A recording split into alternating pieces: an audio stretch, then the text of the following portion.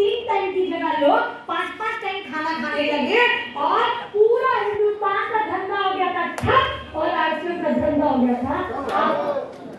Lockdown में भी पैसा आता है, लॉकडाउन में भी पैसा आता था। लोगों के पास एक ही काम था, खाना, थाली और थाली बजाना। क्या काम बचा था? क्या काम बचा था लॉकडाउन में लोगों के पास? खाली राशन, खाना और थाली बजाना। आने वाले 15-20 साल के बाद ये दिन फिर आएगा, लोगों के पास एक ही काम बचेगा, खाना और थाली बजाना। पहले कोरोना काल के लिए थाली बजाया करते थे और अब बेरोजगारी के लिए थाली बजेगी, क्योंकि बेरोजगारी तेजी से बढ़ने वाली है। खाना सर्व करने के लिए रोबोट आ गया, खाना बनाने के लिए मशीन आ गई, बैंक में पैसा जमा करने के लिए मशीन आ गया, किताब अपडेट करने के लिए मशीन आ गया और अब तो वीडियोग्राफर भी गए, अब तो ड्रोन आ गया, उड़ सारा वीडियोग्राफी बना देता है। पता नहीं क्या देखना पड़ेगा। हमको तो लगता है सारा रोबोट माँ बाप भी आ जाएंगे, माँ बाप बाहर जाया करेंगे, रोबोट को अपना बच्चा के पास छोड़ जाया करेंगे, भैया तुम भी माँ बाप बन के जिसे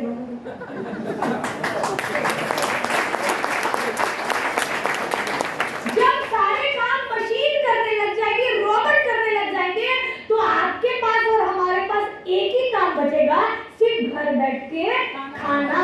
और आरसीएम बोलता है अगर खाने से पैसा आता है तो तुम्हारे बाप का क्या जाता है, करना चाहिए आरसीएम, करना चाहिए। नेटवर्क का ताकत तो समझो, नेटवर्क पहले भी बनाते थे, अभी भी बनाना। पहले वर्मा जी नेटवर्क बनाते थे, वर्मा जी के 2 बेटे, वर्मा जी का वंश बढ़ गया, दोनों बच्चों की शादी हुई, फिर आगे वर्मा जी के बच्चे के 2-2 बच्चे, फिर उनके 2-2 बच्चे, फिर उनके 2-2 बच्चे, 7 पीढ़ी बढ़ गई, वर्मा जी का वंश और खानदान आगे बढ़ गया। वो है इंसानी नेटवर्क। उस इंसानी नेटवर्क में सिर्फ और सिर्फ पैसा घटता है, क्योंकि समय बढ़ रहा होता है, डिमांड बढ़ रही होती है, खर्चे बढ़ रहे होते हैं, फैशन बढ़ रहा होता है, ट्रेंड बढ़ रहा होता है।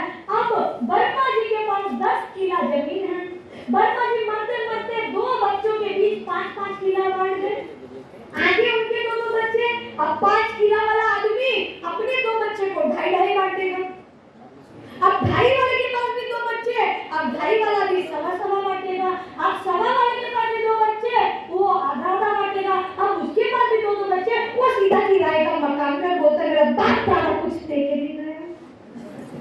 पैसा बढ़ा कि घटा? पर आरसीएम में वर्मा जी आए और वर्मा जी को आरसीएम समझ में आया और उन्होंने आरसीएम में डट के काम करना चालू किया। आरसीएम में 10 लाख रुपए महीने की इनकम आने लगी। अब वर्मा जी के 2 बच्चे, उन्होंने दोनों बच्चों को 5-5 लाख बांट दिया। जब आरसीएम में 20 लाख महीना आने लगा तो बच्चों को 10-10 लाख बांट दिया। जब आरसीएम में 50 लाख आने लगा तो वर्मा जी के दोनों बच्चों को 25-25 बांट दिया। पैसा बढ़ा कि घटा?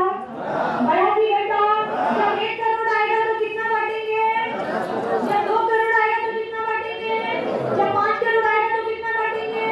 तो बताइए वो खानदानी नेटवर्क बनाने का फायदा नहीं है फायदा? हेलो कौन सा नेटवर्क बनाएंगे? कहाँ से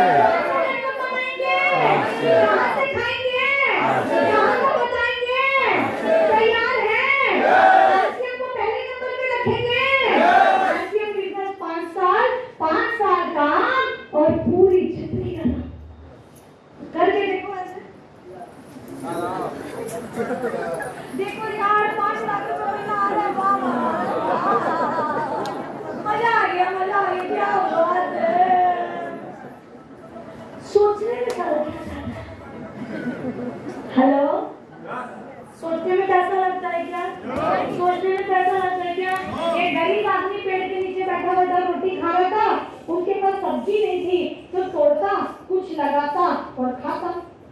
पंडित जी जैसा आदमी वहां से गुजर रहा था, बोले भैया क्या कर रहा है रे, तुम सब्जी में क्या, रोटी को क्या लगा के खा रहा है, सब्जी सुब्जी तो दिख नहीं रहा। तो बोलता है गरीब आदमी हो ना, सब्जी सुब्जी नहीं है, इसीलिए ऐसी लगा खाता हूँ सोच सोच के। तो बोले क्या सोच सोच के खा रहा है? तो बोले गरीब हूँ ना साहब, चटनी सोच सोच के खा रहा है। और पंकज जी बोले हे भगवान, बुढ़वा कहीं का, जब सारे सोचना ही है तो चटनी काहे सोच रहा है, पनीर सोच ले।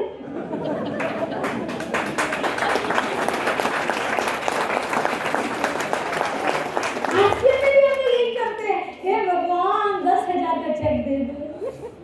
अरे वो 1 लाख का चेक देने को तैयार है आपको, 5 लाख रुपए महीना देने को तैयार है आपको, पर आप सारा 10,000 में फंसे हैं। कुछ लोग तो बड़े गजब है, आज जुड़ते हैं, कल राशन खाते हैं, तीसरे दिन पंकज जी के पास मेरा पैसा नहीं आया। अरे सबर रखो भैया, शादी होते ही बच्चा आ गया था क्या? 3 साल